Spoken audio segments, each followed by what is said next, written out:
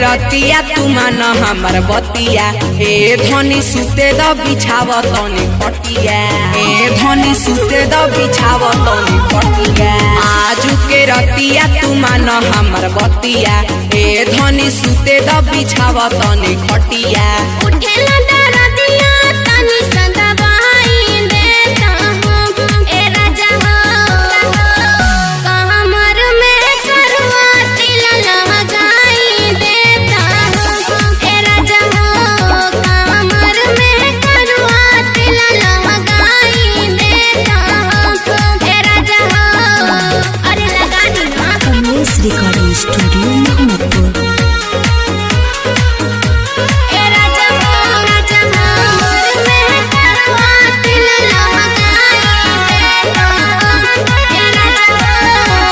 हारल थाकल आइल बानी हमारा से काहे तू करेलू मुँह जोरी ढेर खिसबरी तया लगा जाके सुत रहे मोरी जाके सुत रहे हारल थाकल आइल बानी हमारा से काहे तू करेलू मुँह जोरी ढेर खिसबरी तया लगा जाके सुत रहे गोरी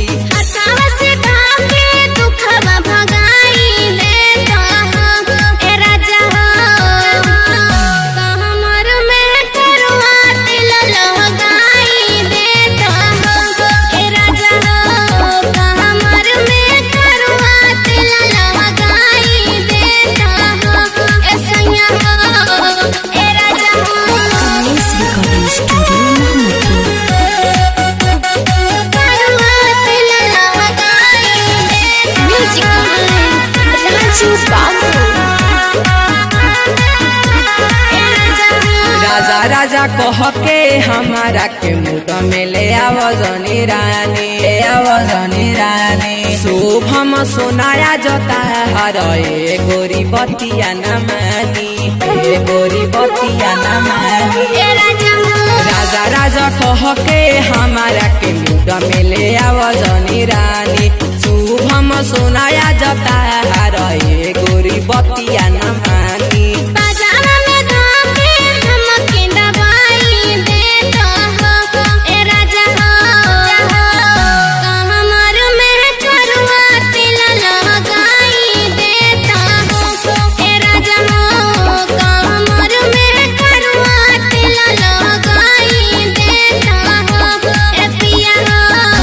रिकॉर्डिंग स्टूडियो मोहम्मदपुर।